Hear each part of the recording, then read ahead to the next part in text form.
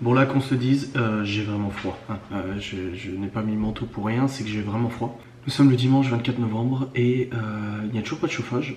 Enfin si, c'est pour ça que je fais cette vidéo. Je vais vous expliquer en fait le déroulé de tout ça. Ce qui s'est passé, c'est que on a remis en route le chauffage il y a quelques semaines. Pas trop longtemps non plus. Et on avait déjà en fait le thermostat qui déconnait. C'est qu'on a à la base un thermostat dans la salle à manger pour gérer en fait les radiateurs de la salle à manger et ceux qui montent au bureau, notre chambre, plus la chambre d'amis. Et ce qui se passe, c'est que ce thermostat s'est éteint cet été. Du coup, le propriétaire est venu, il m'a dit bah c'est pas grave, on le met en marche forcée. De toute façon, on s'en servait que quand il y avait beaucoup de monde, etc. Et on l'a mis en marche forcée. Et là, depuis genre une dizaine de jours, Maëva me dit putain, il fait vachement froid dans notre chambre. Alors, ouais, moi, vous savez, je suis pas très frileux et tout, quoique là. Et pour le coup, je vérifie et en effet, notre radiateur ne tournait plus. Je suis monté, j'ai regardé les radiateurs du bureau, ils tournent pas non plus. J'ai regardé les radiateurs de la chambre d'amis, ils tournent pas non plus. Et il restait plus qu'en fait les radiateurs, ceux qui sont proches de la chaudière. En gros, celui de la cuisine, celui du couloir, ceux du salon, ils tournent pas très bien non plus. Salle à manger, ils tournent pas non plus. Et la chambre des enfants, ça va. Libye, ça va. Chloé, ça va. Et Léo, Théo, ça va. Et la salle de bain, il fonctionne nickel. Pour le coup, bah, j'ai commencé à regarder en fait au niveau de la chaudière, s'il n'y avait pas un souci, je sais pas moi, que c'était éteint ou un truc, il n'y avait rien. J'ai purgé tous les radiateurs, j'ai libéré l'air qu'il y avait dedans parce qu'il y avait un petit peu d'air et tout ça, un peu la merde aussi qu'il y avait dedans. Et en faisant ça, en faisant la purge des radiateurs, du coup, j'ai baissé en fait le volume d'eau dans la chaudière, enfin dans le circuit de chauffage. Pour le coup, je ne sais pas comment ça marchait, j'ai pas trouvé le robinet, j'ai appelé le propriétaire qui est venu. On a rempli tous les deux la chaudière, on l'a re-remplie, elle s'est remise sous pression et tout, pas de souci. Elle se met en route et tout, et là on se rend compte que bah, ça commence de nouveau à chauffer un tout petit peu dans la chambre d'amis, un tout petit peu à droite à gauche. Je me dis bon, c'est bien, on a trouvé la solution et tout. Sauf que 2 heures après, rebelote, patati patatras, c'est retombé, la marche forcée s'éteint. En fait, la marche forcée se coupe toute seule. C'est un levier, on lève le levier, en fait, si vous voulez, il est caché derrière les tuyaux. On lève le levier, on le fait tenir du coup par un tendeur pour que ça reste machin, parce que sinon le levier en fait il glisse tout seul et il nous coupe les arrivées de chauffage, parce qu'il faut savoir qu'en sortie de chaudière, on a un tuyau principal et ensuite on a deux circuits. Un circuit qui va vers la chambre des enfants, le couloir machin qui lui du coup est à peu près bien chauffé, ça va, et un deuxième circuit qui lui va salle à manger, machin, etc. et qui va aussi dans la salle de jeu par ailleurs. Ça, le jeu, du coup, il fait froid maintenant. Et ce circuit-là, le tuyau, il reste tiède, il reste pas chaud. Donc je pense qu'au niveau de la marche forcée, il y a un problème de fonctionnement parce que l'eau circule bien sur une partie, mais l'eau ne circule pas de l'autre côté. Donc à mon avis, la valve, même si on l'ouvre en marche forcée, elle ne doit pas faire rentrer suffisamment d'eau chaude dans les tuyaux pour mettre en route les radiateurs. Du coup, ce qui se passe, c'est que la marche forcée, dès qu'elle s'enlève, ça coupe le radiateur de notre chambre, salle à manger. Enfin, à fond, il chauffe quasiment pas. Mais c'est toujours ça. Sauf que quand il tourne pas du tout, et ben c'est pas du tout. Et le problème, c'est que quand la marche forcée se ferme, elle coupe tout le circuit.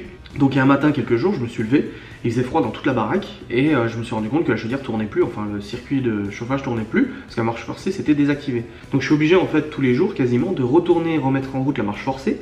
Derrière les tuyaux, c'est une galère. Alors je dis pas, je me suis brûlé plusieurs fois à la main et au bras, parce que c'était vraiment... c'est très extriqué pour y aller en fait. Le truc, il y a le tuyau qui est brûlant à 90 degrés, t'as le boîtier qui est collé comme ça, et la marche forcée c'est un levier qui est là. Donc en fait tu dois passer en dessous, tu dois le mettre comme ça, le tirer comme un cinglé. Alors des fois je prends la pince, mais bon pareil, c'est un peu galère. Tout ça dans les tuyaux super chauds, donc c'est pas facile du tout. Bref, du coup je le remets en route tous les jours. J'ai appelé le chauffagiste il y a une semaine, enfin lundi dernier, j'ai appelé le chauffagiste en lui demandant s'il vous plaît. Et là il m'a dit bah le problème c'est que l'hiver vient de revenir, on a beaucoup de travail, beaucoup de demandes, beaucoup de chaudières qui tombent en panne, donc je n'ai pas de dispo avant la fin de la semaine, il m'a dit. Je l'ai rappelé fin de semaine, je lui ai dit s'il vous plaît. Et là il me dit non mais je viens lundi sans faute, vous inquiétez pas, il connaît déjà la maison, il connaît la chaudière parce qu'il avait déjà fait des travaux ici. Du coup il connaît le fonctionnement. Il m'a dit bah lundi sans faute, je passe pour, enfin il envoie un de ses techniciens pour faire un contrôle complet du truc. Je pense qu'il va repurger les radiateurs, il va regarder un peu tout ça, à mon avis il va refaire un petit boulot là-dedans et il va nous remettre tout ça en route parce que la chaudière elle fonctionne parfaitement. Là c'est vraiment le circuit. Moi j'ai pensé au circulateur, donc à l'accélérateur, mais il a l'air de tourner et puis en plus il concerne pas ce tuyau là, alors dans ce cas ça serait plus le thermostat, la marche forcée. Enfin bon, il faut qu'il résolve ce problème de toute manière, tout en sachant que j'ai été sur Insta en contact avec un chauffagiste qui est abonné pendant presque 1 heure où je lui ai fait les photos de la chaudière. Il m'a dit tourne ça, regarde ci, regarde ça, il essayait de m'expliquer un petit peu et tout, et il m'a dit voilà, à distance je pourrais pas faire plus. Tiens, à mon avis il y a une couille quelque part. Bah oui, bah ça c'est sûr. Donc j'attends que le chauffagiste passe pour remettre tout ça, parce que autant la chambre des enfants on arrive à les chauffer, ça va, autant le matin quand tu te lèves et qu'il a fait -5 la nuit, ça pique un petit peu là. La chambre d'amis c'est descendu à 14 degrés, heureusement qu'il n'y a pas d'amis qui dorment dedans. Le bureau il est descendu à 16 degrés, là actuellement il a 16. La chambre d'amis à 14 et la journée ça monte à 17-18. va 17-18, c'est pas la mer à boire. En plus j'ai mon PC qui chauffe en dessous donc ça va. Mais c'est vrai que là, il fait pas chaud, mais mine de rien. Le truc c'est que mon PC a toujours été un outil de chauffage, il chauffait toujours les bureaux qu'on avait, j'avais jamais besoin d'allumer le chauffage. Le problème c'est que là la pièce ça fait plus de 30 mètres carrés, donc du coup il peut pas chauffer toute cette pièce, en plus elle est ouverte. Donc c'est un petit peu galère. Donc ouais, le problème de chauffage c'est génial. C'est tombé pile au moment, de toute façon ça arrive toujours à ces moments là de toute manière. Donc j'ai vraiment hâte qu'il passe demain pour pouvoir voir ce qui se passe. Je vous ferai des stories sur Instagram pour vous dire une fois que ça sera remis en route ou pas. Ça se trouve il va trouver une grosse couille, je sais pas. Parce qu'en fait dans la cave, là où il y a la chaudière, il y a le ballon d'eau chaude qui fonctionne à l'électricité, qui fonctionne pas via la chaudière, donc ça c'est bien. Et à côté on a une énorme cuve à fuel en fonte, parce qu'avant c'était au fuel, et du coup la cuve elle est vide, bah, elle prend une place pas possible. Le propriétaire m'a dit si un jour t'arrives à t'en débarrasser, bah chapeau parce que personne n'en veut. Faut en plus la découper, la déceler, la faire sortir par la cave et tout ça. Donc j'appelle un ferrailleur si ça l'intéresse un jour.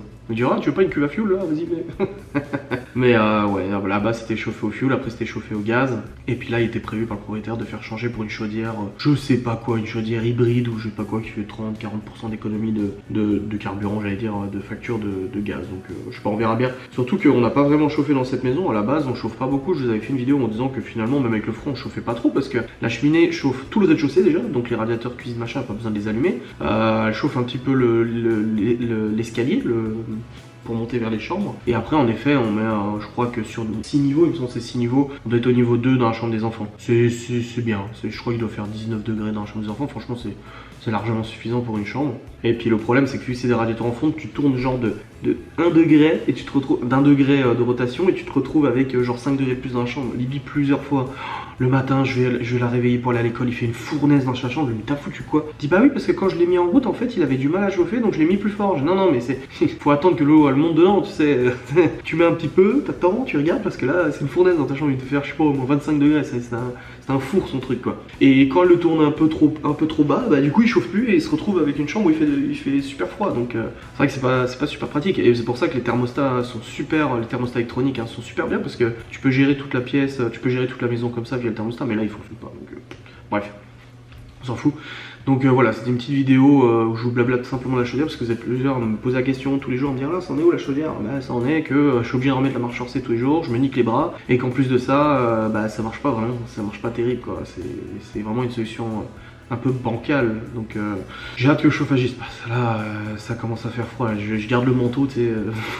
Là, quand je suis en haut sur le PC, finalement, je garde le manteau parce que je suis pas quelqu'un qui est frileux, mais le truc, c'est que moi, sur le PC, je bouge pas. Je suis comme ça. Et bah, en étant comme ça, bah, t'as froid. Tandis que si je me mets genre à poil et que je commence à marcher dans la pièce, faire du rangement et tout ça, tu vas vite monter en température. Bon, bah, ça te dérangera pas, quoi.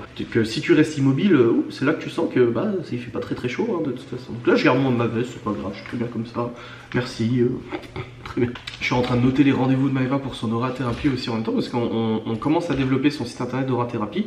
On y travaille demain comme des fous. On a prévu d'y passer un bon moment demain, toute la journée pour pouvoir le... Moi j'estime que je pourrais le terminer pour mercredi, son site d'aura-thérapie. Ça n'a rien à voir avec le sujet des vidéos, mais bon comme ça vous êtes au courant. Et puis il n'y a que les vrais qui sauront de quoi je parle. Parce que les pas vrais ils regardent pas ce genre de vidéos, ce chauffage, tu vois. Je vais juste enlever le truc de la Yankee Candle. Et ouais, on est en train de développer son site internet d'aura-thérapie. J'ai commencé tout à l'heure. C'est un projet qui va prendre je sais pas, une vingtaine d'heures. C'est pas un site très compliqué en fait. Le site en lui-même il est absolument pas compliqué parce qu'il n'y a pas beaucoup de pages à faire, pas trop d'adaptation. Bon attends, après je connais Maëva, elle va encore avoir vouloir des trucs un peu qui sortent de l'ordinaire, qu'il va falloir pas mal de développement, mais en soi ça va, il y a juste le système de réservation de séances que je vais développer à la main. Je vais pas utiliser des modules déjà faits parce que je vais avoir le contrôle sur ce que je vais faire. Et en gros vous aurez un calendrier avec ses disponibilités, vous cliquez, réservez, vous payez, merci, au revoir, c'est dans la poche. Ça vous demande votre nom, votre prénom, date de naissance, tout le tralala, votre photo parce qu'il faut une photo pour l'aura-thérapie à distance. Et puis voilà, comme ça ce sera parfait. Donc on va faire ça de toute façon demain et je pense que ouais, le site devrait être en ligne pour milieu de semaine prochaine, j'espère, sauf erreur. En tout cas on a le nom de domaine, on a la boîte mail, tout est fait, tout est créé à ce niveau là, pas de soucis. Bref, vraiment une vidéo totalement hors sujet, enfin hors sujet, non c'est pas hors sujet, je vous parle de tout sur ma chaîne YouTube, mais une vidéo totalement... très étonnamment je tourne cette vidéo à 21h38, il n'est pas 2h ou 3h du matin. Ces derniers jours ont été un peu chargés parce que au-delà du fait que je bosse pas mal, je n'arrive pas à dormir.